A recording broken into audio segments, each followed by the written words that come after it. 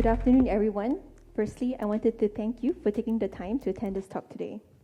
I'll be sharing about what we at Horizon Quantum Computing have been doing to abstract quantum computing in a way that makes it easy for users to write quantum applications from classical code without needing to understand quantum mechanics.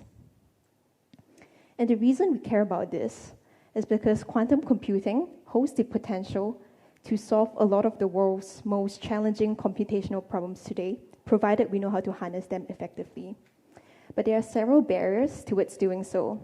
The first of which is that quantum computing itself is non-intuitive, making it hard to create quantum and develop quantum algorithms. This is because quantum computing relies on the interference between different branches of wave function, different branches of computation, in a way that it's out of the realm of our experience.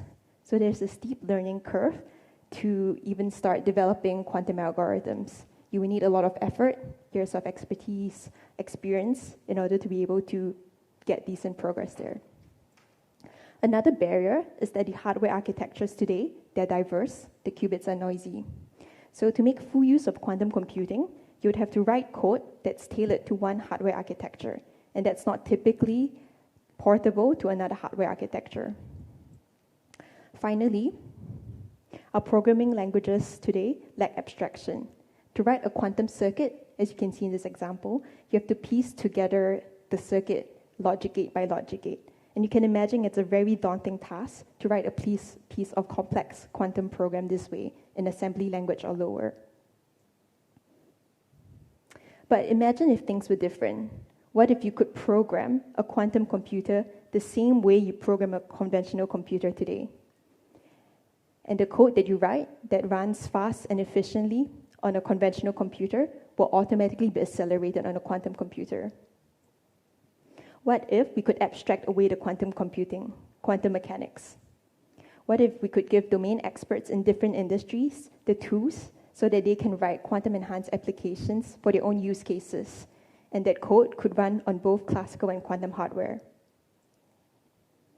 And this is what we're building at Horizon Quantum Computing. We are building this abstraction layer that sits between the end user and the hardware. So all the user has to do is to write their code in a classical, high-level classical programming language like Python or MATLAB.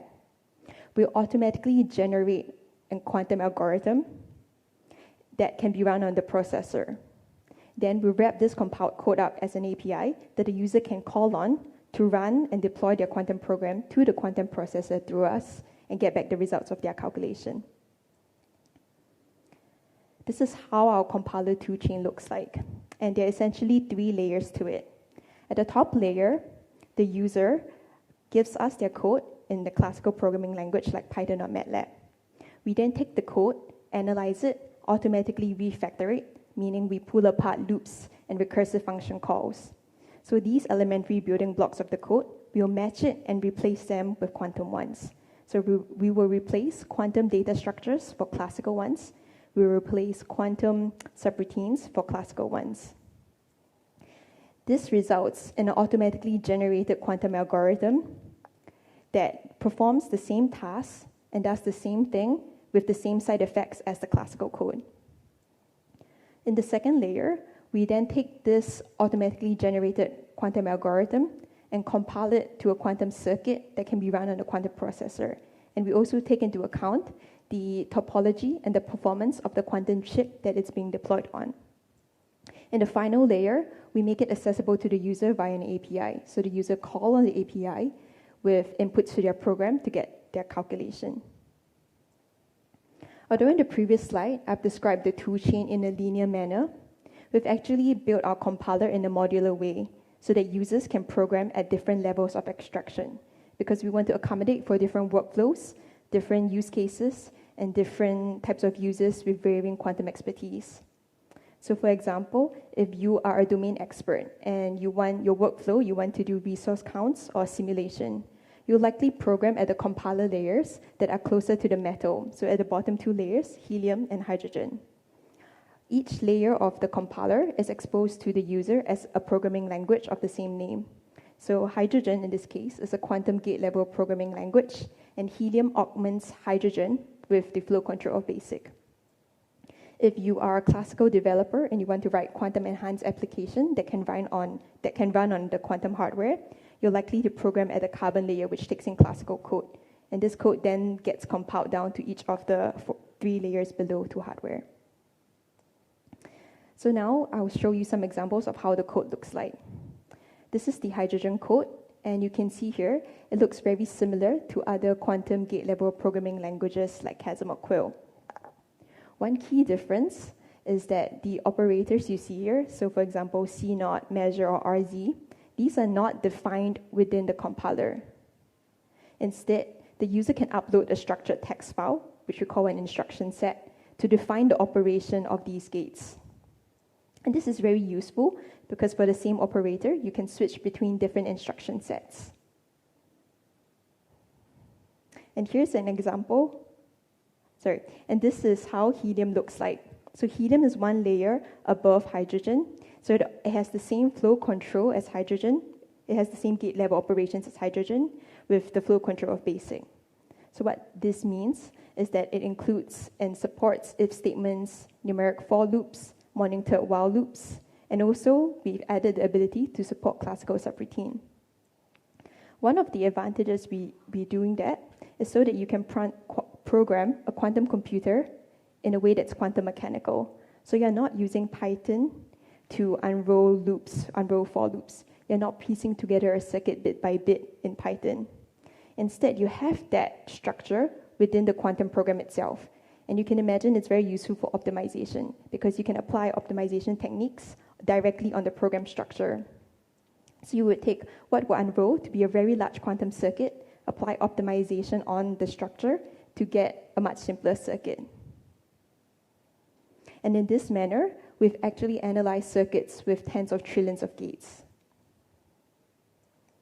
We've also included the ability to support subroutines defined in the C programming language in our helium file. So you can see on the file on the left, this is the helium file.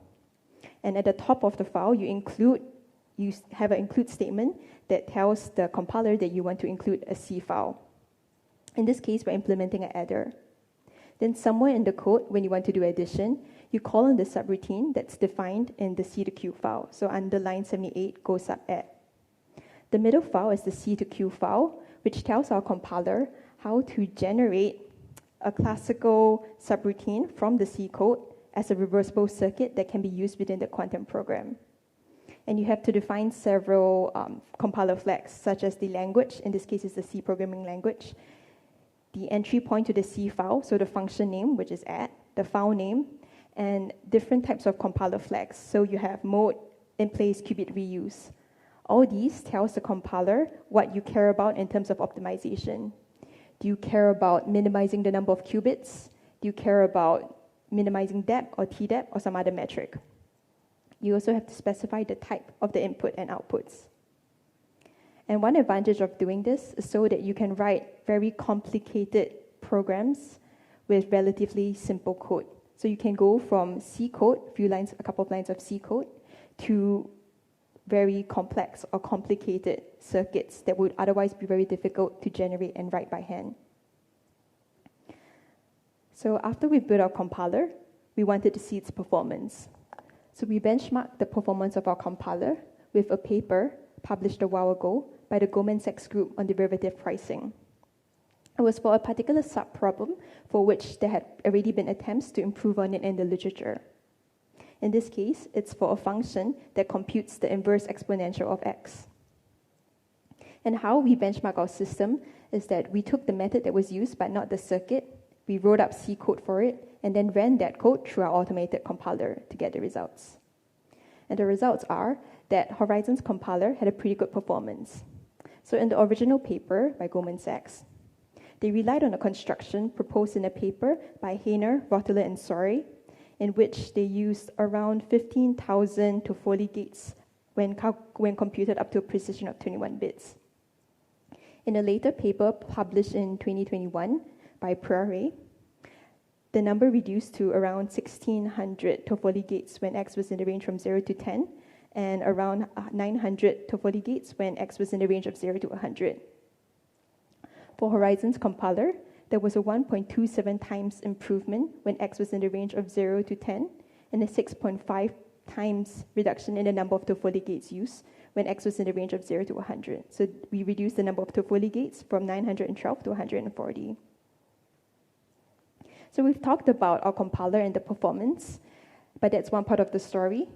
Now let's talk about secure deployment, because that is another barrier towards the adoption of quantum computing. It is likely that the first quantum computers running real-world application will be using a cloud-first computing technology. And already, the first commercially available quantum computer, the IBM Q, was made available to the public via cloud-first computing technology in 2016. However, with remote access, it also brings about security and privacy concerns. For example, there's a risk that the eavesdropper may steal the data and the quantum algorithms. We also need to respect restrictions on unencrypted data crossing borders with regards to regulations like the GDPR. So keeping these security and privacy issues and concerns in mind, Horizon will also look into the development of deploying quantum applications safely on the cloud. And this is the area where some of us have been a pioneer over the past decade. For example, our CEO, Joe Fitzsimons, co-invented universal blind quantum computation with Kasheffi and Broadbent in a paper published in 2009.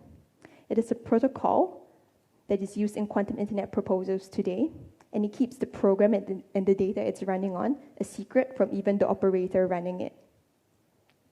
Other inventions co-developed by some of Horizon's team include quantum versions of homomorphic encryption, one-time programs, and verification of quantum devices. And this is why we have partnered with Singapore's Quantum Engineering Program to host a node on Singapore's NQSN, National Quantum Safe Network. We will be developing towards the solutions shown in the previous slide to demonstrate the building blocks of secure delegated quantum computation. To wrap up, Horizon is building a hardware-agnostic compiler that abstracts away the need for the user to know anything about the underlying hardware and quantum mechanics. We'll also be pushing towards the development of secure quantum deployment. This brings me to the end of my talk, and if you're interested in what we've been developing, you can stay in touch with us at horizonquantum.com or speak to us outside later. Thank you very much.